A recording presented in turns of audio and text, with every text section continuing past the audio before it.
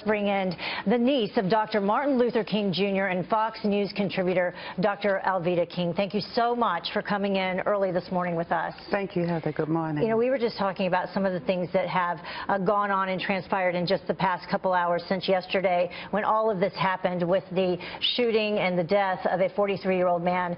When that first transpired, the initial riot that happened, there was one individual, at least one, that came out and said, you know, all white people are devils, and you wanted to respond to that. Across the country, we've seen this outbreak and a fight over skin color. If my dad was here, Reverend A.D. King, my uncle Martin Luther King Jr., they'd say Acts 17:26, one blood.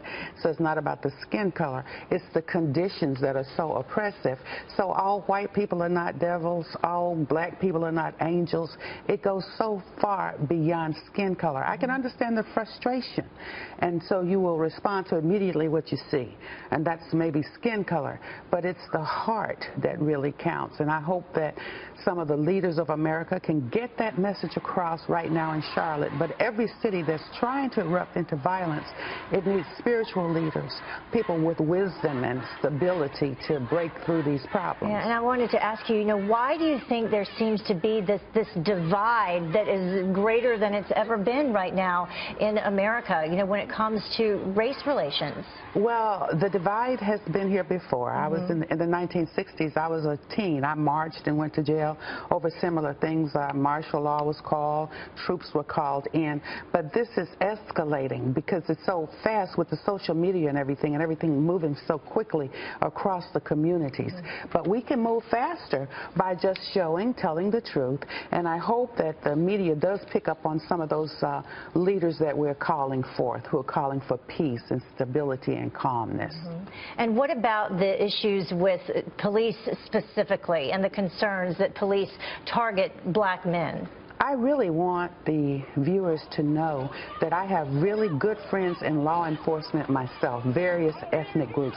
Right in Atlanta, Georgia, my mother's car was vandalized, and the police department responded quickly and came in to help get the community back in order. So the police departments are not the enemies. You have some bad police officers and some good ones. But do not lump all law enforcement into one little bundle.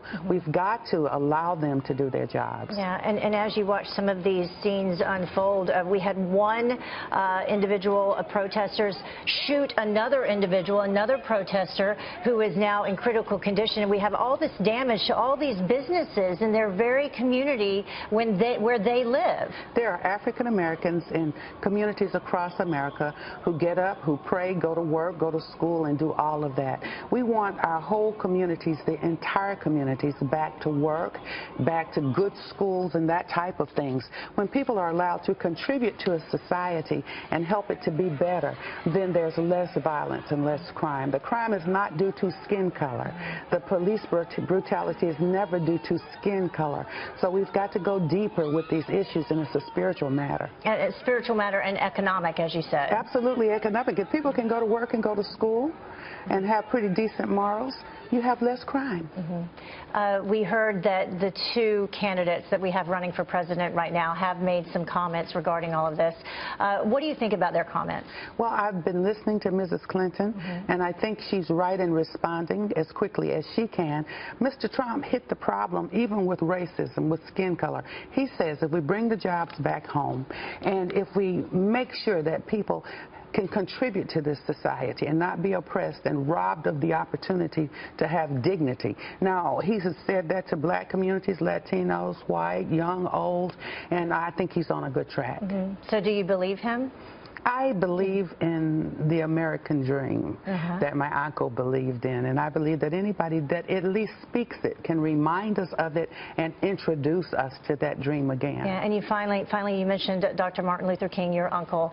What would he have to say about what is happening in America today? I believe one of my favorite messages that he always gave, we must learn to live together as brothers, and I added sisters, or perish as fools. Acts 17:26. We're one blood. We can be an agreeable community. We can do this. Thank you so much. We really appreciate the positive message for us today. A lot of people need to hear that. Thank you. Thank you.